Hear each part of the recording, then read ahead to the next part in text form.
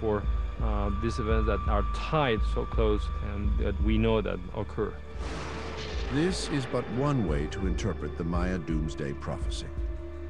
While some see it as a time to reflect, others see it as something else entirely.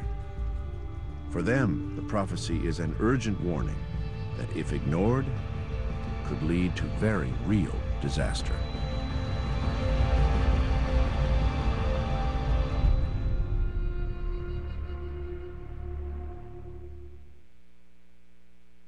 There's one thing we all have in common: taxes. I do my federal taxes free at taxact.com. It's quick, it's easy, and doing your federal return at TaxAct really is free. With a new job and a new house, my taxes are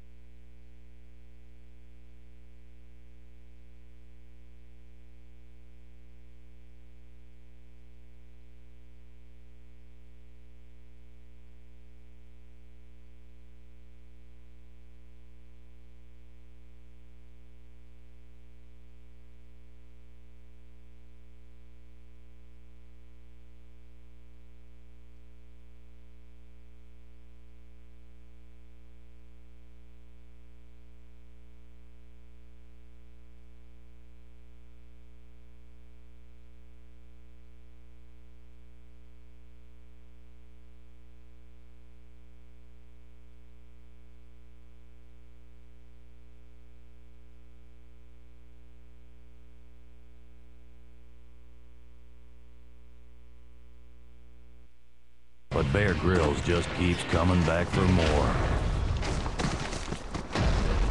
Man vs. Wild. Go to discovery.com/Man vs. Wild for listing times. I bet you've got a few things around the house that aren't working like they should. I'm gonna show you how a little CLR can make them work like new again. If your shower dribbles like this, you might think it's a pressure problem. How do you solve it? CLR it, and then let's see. Like I thought, hard water buildup. Now you've got a shower you can get wet in. I'll show you how easily CLR takes the rust off this tub. CLR works like magic, cleaning up all kinds of lime, calcium, and hard water buildup. Let's move on to the kitchen. Coffee pots are the worst culprits for hard water buildup.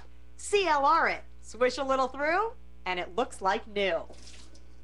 CLR's patented formula works fast on lots of appliances like humidifiers and washing machines. Guaranteed or your money back. All of these products are certified in the EPA's Design for the Environment program.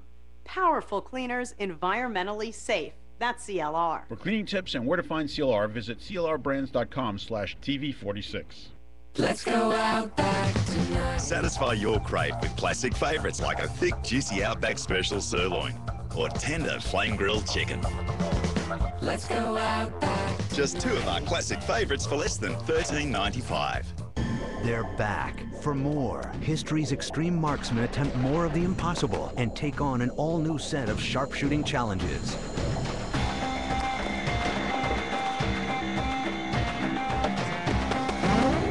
More Extreme Marksmen, Sunday, January 25th at 8 on History.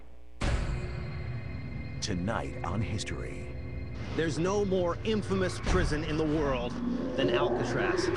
Prison for the worst of the worst. We're gonna go into an area visitors don't go. We're going under Alcatraz. I'm in a tunnel. How weird. If I'd been a prisoner up there, man, I wish I knew about this. Don Wildman heads to San Francisco on Cities of the Underworld. Tonight at 9 on History.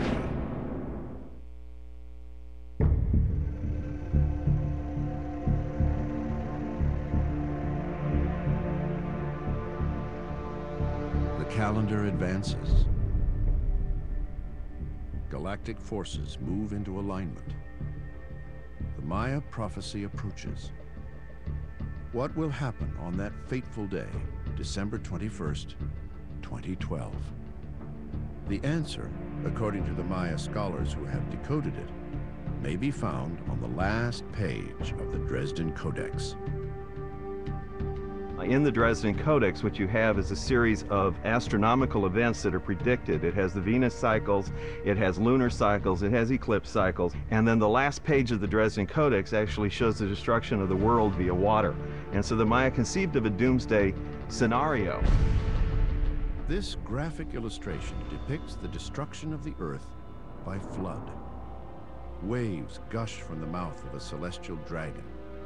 More floodwaters pour from sun and moon symbols on the underside of the monster's body.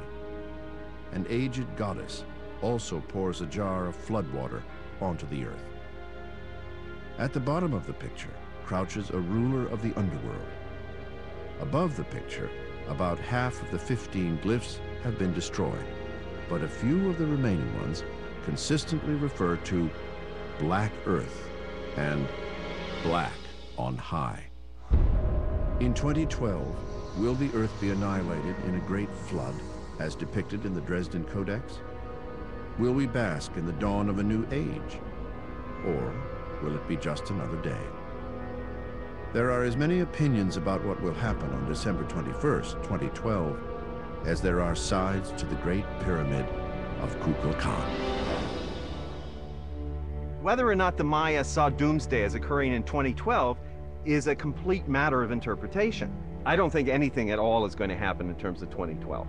2012 is seen as by our own culture as some kind of end of a cycle.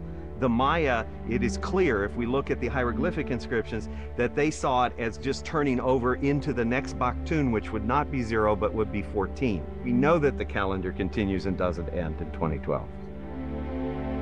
I think what's going to happen in 2012 is that some planets are going to be aligned, and therefore some of the Maya prophecies that tell us that this when the alignment of the planets occur, well, they will be the end. But this is from the Maya perspective. What we need to understand here is that their perspective was very particular, and therefore the way in which the Maya perspective is understood or interpreted is quite, kind of different to our current view of the world. While skeptics dismiss doomsday with reason, others embrace the prophecy and see the catastrophic events of December 21st, 2012 as a day of rebirth. The Maya, who put this calendar into place many thousands of years ago, they would have said that the years around 2012 would be heralded by great changes and great transformations. And certainly, if we look around us today, that does seem to be going on. Changes such as increasing hurricanes, earth devastations, and also socio-political changes. The key thing to understand is how human beings relate to these devastating changes. The Mayan prophecy for 2012 is really about transformation and renewal. There's no question that things are going to change. Pinpointing them on a single day, I think, is not very realistic, but if you look at the period around 2012, give or take a decade or two, I think historians will look back and say it was a very profound time of change, a period when humanity had to come to terms with itself. How do we all live together? How do we treat the planet? How are we going to create our future? While some see the Maya prophecy as a catalyst for positive transformation, others interpret it literally, with very grave consequences. In this view, man-made crises and natural disasters predicted 2,000 years ago serve as omens that we might be ignoring at our own peril. I think it's easy to be skeptical about a 2,000-year-old Mayan doomsday prophecy. After all, as a people, we have a tendency to ignore all signs of warning until catastrophe actually strikes, and a perfect example would be the hurricane that devastated New Orleans. Could global warming be leading to stronger hurricanes or eventually an ice age? We're not sure. But what about nuclear war?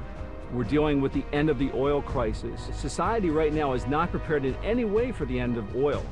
And we haven't prepared, we haven't looked to alternative energy sources right now. We haven't come up with any solutions. We're already seeing the global superpowers positioning their pieces on the great Middle Eastern chessboard. Could humanity be wiped off the face of the planet on December 21st in the year 2012?